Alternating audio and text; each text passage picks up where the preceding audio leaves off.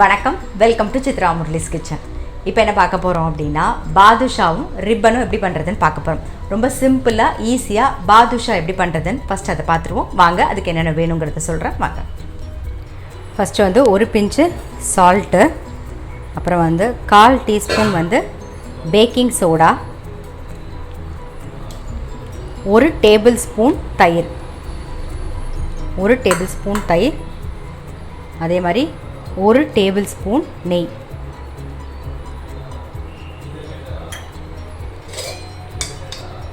ஒரு table spoon எண்ணெய்.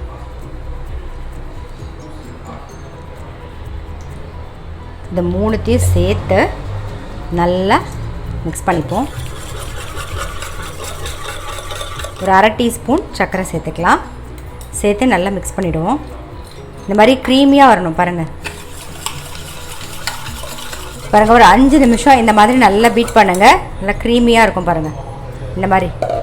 இப்போது 1 கப்பு மைதா மாவு சேர்த்துக்கலாம். நாம் 1 கப்பு மைதா மாவு நல்லா மிக்ஸ் பண்ணிவிடுவோம். இதில் முதல்ல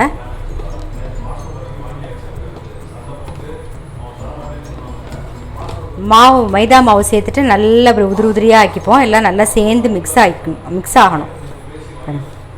இந்த க்ரீமி டெக்ஸ்டர் பண்ணி வச்சுருக்கோம் இல்லையா, தயிர் அப்புறம் நெய் எண்ணெய் எல்லாம் சேர்ந்து இதோட இந்த மாதிரி நல்லா மிக்ஸ் ஆகணும். தெரியுதா உங்களுக்கு? இந்த மாதிரி மிக்ஸ் ஆகணும். அதுக்கப்புறமா தண்ணி தெளித்து நம்ம பிசைஞ்சிக்கலாம். இங்கே பாருங்கள், நல்லா இருக்கா? இப்போ தண்ணி தெளித்து பிசைஞ்சிக்கலாம். நார்மல் வாட்டர் தான்.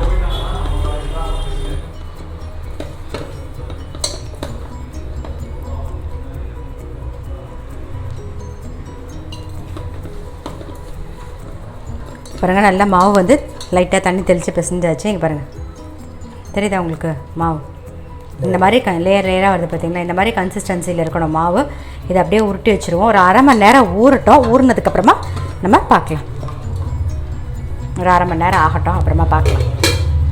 பாதுஷாவுக்கு மாவு பிசைஞ்சு வச்சுருந்தோம் இல்லையா, ஒரு 1/2 hour ஊறணும்னு சொல்லியிருந்தேன். கரெக்டாக ஒரு 1/2 hour ஊறிடுத்து மாவு பாருங்கள் எப்படி இருக்குதுன்னு சொல்லிட்டு பாருங்கள். ஸோ ஊறிடுத்து. அதுக்கு முன்னாடி நம்ம என்ன பண்ணுவோம்னா, முதல்ல பாகு வச்சுக்கலாம். அதுக்கு அளவு சொல்லிடுறேன். ஒரு 1/2 கப்பு சர்க்கரை, அதுக்கு 3/4 கப்பு தண்ணி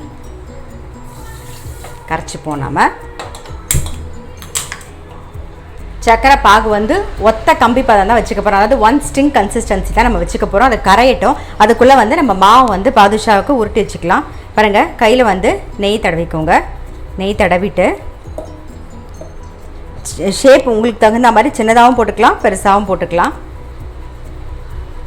நல்லா அப்படியே போட்டு அமுக்கி உருட்ட வேண்டாம். நல்லா லூஸாக அப்படி உருட்டிட்டு அவ்வளோதான்.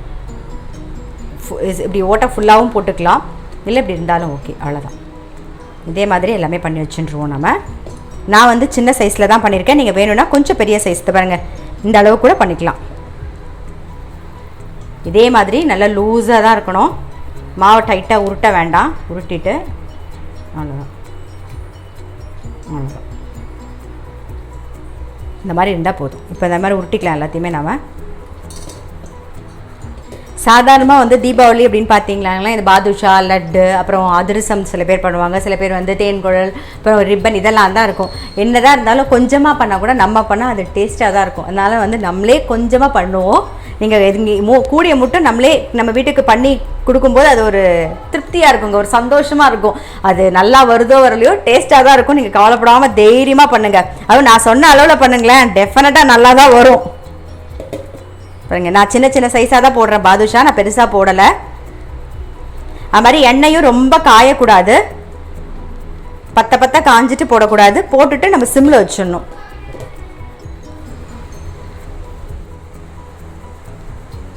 பாருங்க, இந்த மாதிரி தலை கொதிச்சோடனே ஆஃப் பண்ணிடலாம். ஏலக்காய் பொடி போட்டுடுறேன். அவ்வளோதான். இதுக்கு வேணும்னா நீங்கள் குங்குமப்பூ இருந்தால் போட்டுக்கலாம். அப்படி இல்லைன்னா நீங்கள் கலர் ஏதாவது கேசரி கலர் இருந்தால் போட்டுக்கலாம். பட் நான் இன்றைக்கி எந்த கலரும் எதுவுமே சேர்க்க போகிறதில்ல. நேச்சுரலாக அதோட கலரில் நான் பண்ண போகிறேன். இப்போ இங்கே பாருங்கள், எண்ணெயும் காஞ்சிடுது. ரொம்ப காயக்கூடாது, பட் காஞ்சிருக்கணும். இங்கே பாருங்கள், நான் சும்மா ஒரு சின்ன பீஸ் உங்களுக்கு போட்டு காமிக்கிறேன். ஒரே நிமிஷம். பாருங்கள், இப்படி தான் இருக்கணும். அவ்வளோதான். ஆனால் சிம்மில் தான் இருக்கணும். ஸோ நம்ம போட்டுடலாம் ஒன்று ஒன்றா.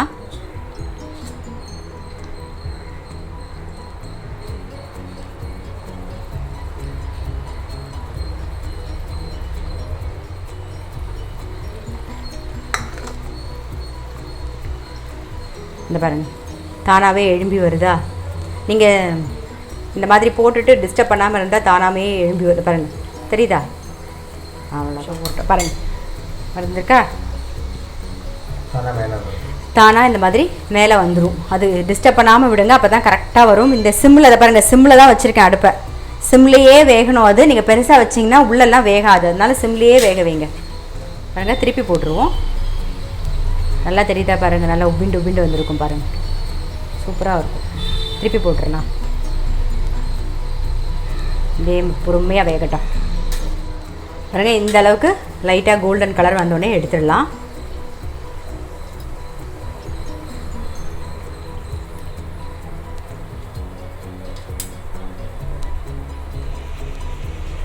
இது வந்து பாகில் போட்டுருவோம். ஒரு 15 நிமிஷமாவது நல்லா ஊறணும்.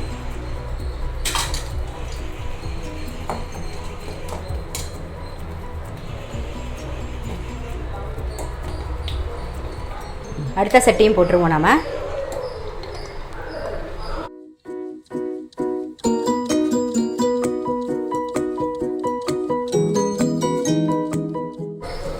தானாகவே மேலே எழும்பி வரும், சிம்மில் வச்சுருந்தா போதும்.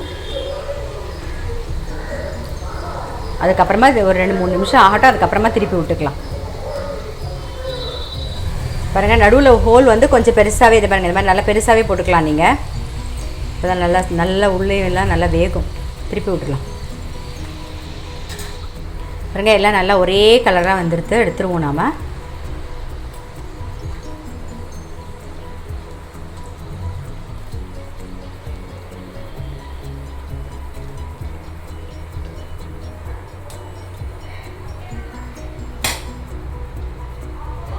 இதையும் அந்த பாகிலே போட்டுடலாம். நல்லா ஊறட்டும். பாருங்கள், நம்மளுடைய பாதுஷாவும் ரெடி ஆகிடுச்சு. ஒரு 15 நிமிஷம் நல்லா ஊறட்டும். ஊறினதுக்கப்புறமா நான் உங்களுக்கு காமிக்கிறேன். அடுத்தது நம்ம பண்ண போகிறது வந்து ரிப்பன் எப்படி பண்ணுறது அப்படின்னு பார்த்துடலாம். பாதுஷா வந்து ஒன்றே விண்டு காமிக்கிறேன் பாருங்கள். இன்னும் கொஞ்சம் ஊறணும். நல்லா ஊற தான் நல்லா டேஸ்ட்டாக இருக்கும். இப்போ பாதுஷா எப்படி பண்ணுறதுன்னு பார்த்துருப்பீங்க. ரொம்ப சிம்பிள் தான். மைதா மாவு இருந்ததுன்னா வீட்டில் டக்குன்னு உடனே பண்ணி பார்த்துருங்க. ரொம்ப சிம்பிள். நான் வந்து சின்ன அளவில் உங்களுக்கு சொல்லியிருக்கேன். நீங்கள் வந்து அதை டபுள் த குவான்டிட்டி பண்ணி நீங்கள் கொஞ்சம் கூட பண்ணிக்கலாம். ஸோ கண்டிப்பாக ட்ரை பண்ணி பாருங்கள். அடுத்தது பார்க்க போகிறது வந்து ரிப்பன். நான் ஃபஸ்ட்டு ஏற்கனவே வந்து உங்களுக்கு ரிப்பன் பண்ணி காமிச்சிருக்கேன். கடலை மாவு மட்டும் யூஸ் பண்ணி காமிச்சிருக்கேன். அது மாதிரி பொட்டுக்கடலை போட்டும் பண்ணி காமிச்சிருக்கேன். இன்றைக்கி வந்து கடலை மாவும் பொட்டுக்கடலை ரெண்டும் சேர்த்து போட்டு தான் நான் பண்ண போகிறேன். ஸோ அது எப்படி அப்படிங்கிறத பார்க்கலாம். அதுக்கு என்னென்ன வேணுங்கிறத சொல்கிறேன் பார்க்கலாம். இப்போ வந்து அடுத்தது ரிப்பன் பார்க்க போகிறோம் இல்லையா? ரிப்பனுக்கு என்னென்ன வேணுங்கிறத சொல்கிறேன். 1 கப்பு அரிசி மாவு, 1/4 கப்பு வந்து கடலை மாவு, 1/4 கப்பு வந்து பொட்டுக்கடலை மாவு. பொட்டுக்கடலை வறுத்தெல்லாம் நீங்கள் ஒன்றும் அரைக்க வேண்டாம். நார்மலாக நம்ம மிக்சியில் போட்டு அப்படியே பொடி பண்ணிக்கலாம். அதை வறுக்கணுங்கிற அவசியம் கிடையாது. இங்கே பாருங்கள், 1 கப்பு அரிசி மாவு நல்லா சலிச்சுக்கோங்க எல்லாத்தையும். ஒரு 1/4 கப்பு பொட்டுக்கடலை மாவு, ஒரு 1/4 கப்பு கடலை மாவு, அப்புறமா கொஞ்சமாக எள்ளு, ரெட் சில்லி பவுடர் ஒரு 1 டீஸ்பூன் வச்சுருக்கேன். காரம் வந்து உங்களுக்கு தகுந்த மாதிரி பார்த்து போட்டுக்கோங்க. காரம் வேண்டான்னா நீங்கள் மிளகு காரம் கூட போட்டுக்கலாம்.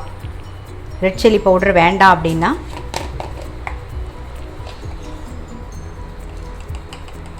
கொஞ்சோண்டு பெருங்காயப்பொடி. இதை முதல்ல ஒரு மிக்ஸ் பண்ணிப்போம். தேவையான உப்பு சேர்த்துக்கலாம். சேர்த்து நல்லா மிக்ஸ் பண்ணிவிடுவோம். மிக்ஸ் பண்ணிவிட்டு நல்ல சுட எண்ணெய் வந்து ஒரு 2 டீஸ்பூனுக்கு நம்ம வந்து எண்ணெய் விட்டுக்கலாம். நல்லா சூடாக இருக்கணும் எண்ணெய். இப்போ நல்லா காஞ்சிட்டு இருக்கு. நான் ஒரு 2 டீஸ்பூனுக்கு விட்டுக்கிறேன். என்ன பொரியுது, அவ்வளோதான். இது போதும். நல்லா மிக்ஸ் பண்ணிவிடுவோம்.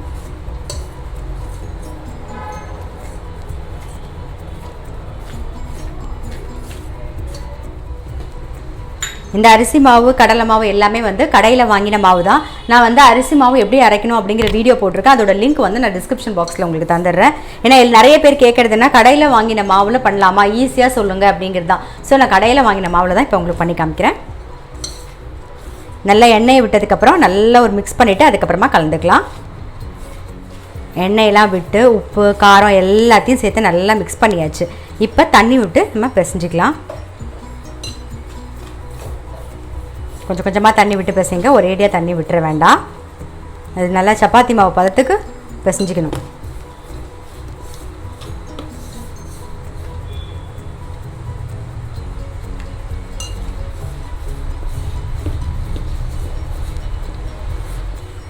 பாருங்கள், இந்த பதத்துக்கு பிசைஞ்சுக்கோங்க.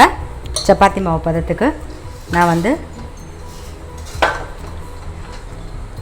இதுதான் வந்து ரிப்பன் தட்டு. ஸோ அதில் தான் இப்போ புழிய போகிறேன். இந்த நாழி வந்து எங்கே வாங்கினேன்னு சொல்லி நிறைய பேர் கேட்டிருந்தீங்க. இது வந்து நான் வந்து காரைக்குடியில் வாங்கினது, ரொம்ப நாள் முன்னாடி வாங்கினது. அதனால் எந்த கடைன்னு எனக்கு தெரியாது, பட் காரைக்குடியில் இருக்குது.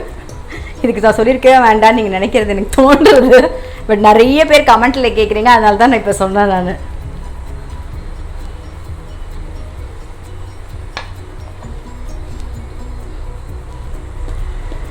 இப்பயும் போல் பார்த்தீங்களா, பிள்ளையாரை மறந்துட்டோமே. நம்ம எப்பயும் போல் பிள்ளையார் வச்சுருவோம். உங்க கூட பேசினேன், அதை மறந்துட்டேன் நான். அவ்வளோதான்.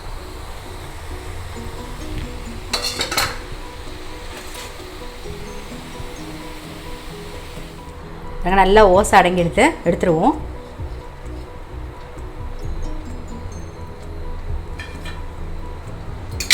இதே மாதிரி எல்லாமே புழிஞ்சிக்கலாம். நம்ம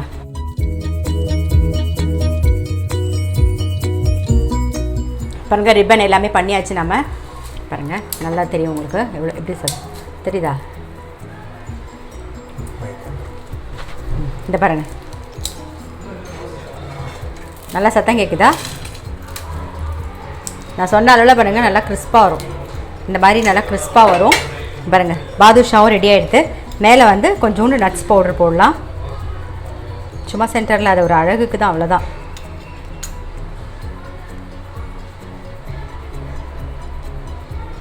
இருந்ததுன்னா அந்த பிஸ்தா, முந்திரி பருப்பு, அதுக்கப்புறம் குங்குமப்பூ எது இருந்தாலும் அப்படி மேலாக அப்படி நீங்கள் போடலாம். ஸோ அவ்வளோதான், நம்மளுடைய பாதுஷாவும் ரெடி ஆகிடுது, ரிப்பனும் ரெடி ஆகிடுது.